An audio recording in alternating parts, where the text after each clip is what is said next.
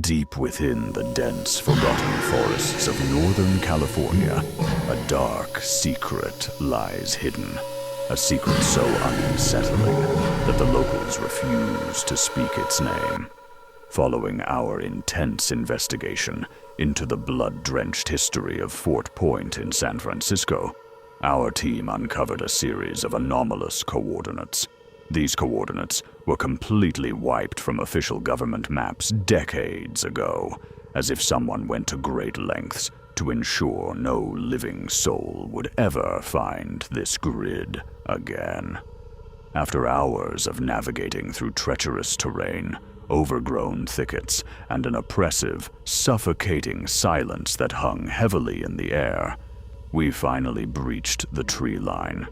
There, standing in the bleak shadows of the canopy, was the exact structure we had been searching for. A completely derelict, decaying, and deeply cursed, abandoned house. Looking at the structure from the outside, the sheer architectural decay was enough to make anyone turn back. The rotting wooden frame tilted unnaturally. The concrete foundation was fractured with deep, jagged fissures, and the hollow, broken windows stared back at us like empty black eye sockets. The entire facade bore testimony to a sudden, violent end, proof that whatever transpired within these walls had instantly transformed a once vibrant home into a frozen, standing monument of dread. The air surrounding the property felt visibly dense, carrying a strange static charge that made the hairs on our arms stand on end. A profound silence gripped the entire perimeter, a silence so absolute that it felt predatory, like a beast holding its breath before a strike. As we approached the splintered remains of the front door and took our first tentative steps inside, our hearts hammered against our ribs. We knew immediately that we hadn't just walked into a ruined building. We had crossed an invisible threshold into a completely localized anomaly, a realm detached from the laws of the outside world. The interior of the house was vastly more disturbing than its weathered exterior. The sheer volume of left-behind personal belongings was staggering, scattered haphazardly across the decaying floors. We walked through a labyrinth of ruined rooms, our flashlights cutting through the thick, swirling dust motes to reveal overturned wooden furniture, shattered porcelain, rusted iron implements, and generations of accumulated grime. But the most terrifying aspect of this wreckage wasn't the decay itself. It was the haunting realization that the occupants hadn't packed up and moved away.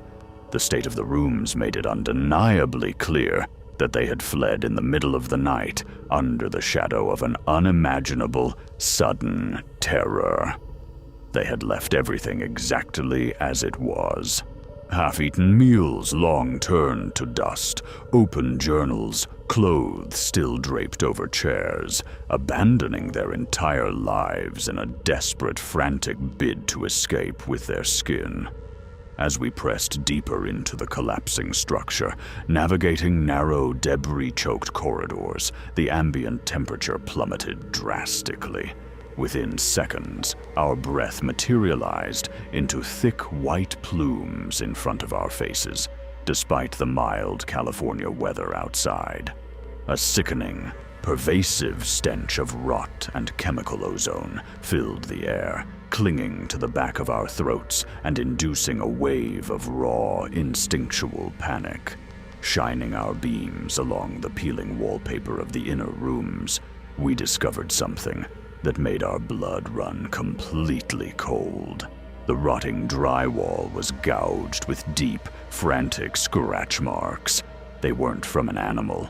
The spacing and pattern looked unmistakably like human fingernails, desperate, agonizing marks left behind by someone who had been violently trapped inside a room, tearing at the solid walls in a futile, screaming attempt to claw their way out before the darkness consumed them. Every single square inch of this ruined house seemed to scream a silent, horrific story. Looking at the rusted utensils on the floor, the shredded curtains swaying without a breeze, and the shattered frames of family portraits, a singular, obsessive question echoed in the silence of our minds. What exactly happened on that final, fateful night? Was this structural ruin the direct result of the active, terrifying anomalies operating within the depths of these California woods? Or did the family inadvertently unearth something ancient, malevolent, and bloodthirsty directly beneath the floorboards of this house? The oppressive silence within the structure was now shifting, growing heavier and more aggressive by the minute, mutating into a low, subsonic vibration that we could feel deep inside our chests. It felt as though the dark, shadowed corners of the house were actively watching us, waiting for our flashlights to flicker out. Moving toward the absolute rear of the property, every step we took felt monumental, our boots crushing fallen plaster and shattered glass with a sound that echoed like gunshots through the hollow halls. The structural integrity of the building was failing, floors groaning beneath our weight, yet a dark curiosity pushed us forward into the absolute darkness. Every artifact scattered in the dirt was a piece of a cosmic puzzle, a puzzle whose horrifying conclusion lay waiting for us in the deepest, most shadowed recess of this forgotten basement.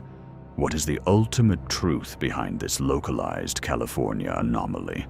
What malevolent force still commands this rotting empire of shadows, drawing unsuspecting travelers into its grasp? To find out, we are descending into the one place where the light has never touched, the dark heart of the ruins, where the answers are written in the blood of those who came before us. The air in this subterranean passage felt completely different, thick, stagnant, and freezing cold, as if the warmth of the sun had been banished from this place for centuries. Every step down the rotting wooden stairs felt like a descent into an abyss. Our flashlights flickered violently, struggling against an unseen electromagnetic interference that seemed to emanate from the very walls. As the beams of light finally cut through the absolute blackness of the basement, they revealed a horrifying sight. This wasn't just a storage cellar. The floor was covered in strange geometric patterns, drawn with a dark, dried substance that looked unmistakably like old blood. In the center of the room stood a heavy, rusted iron safe, its door violently torn off from the hinges from the inside out, as if whatever had been locked away within it had grown too powerful to be contained. Scattered all around the floor were hundreds of old, decaying photographs, all of them featuring the same family, but with their faces meticulously scratched out by something sharp. A sense of overwhelming dread filled the space, a psychic weight so heavy that it made breathing nearly impossible. Suddenly, a low, guttural whisper echoed from the darkest corner of the room. A sound that didn't travel through the air, but echoed directly inside our heads. The anomalies of this California house were not just passive remnants of the past. They were alive, awake, and actively hunting. Realizing that the entity was aware of our presence and closing in, a primal instinct to survive took over. We turned back toward the stairs, our hearts pounding like war drums, as the shadows along the walls began to stretch and move toward us.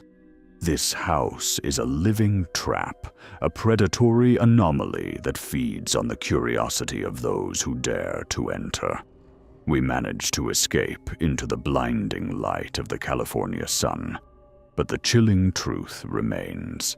Some secrets are meant to stay buried, and whatever dwells within that ruined house is now watching, waiting for the next footsteps to cross its threshold.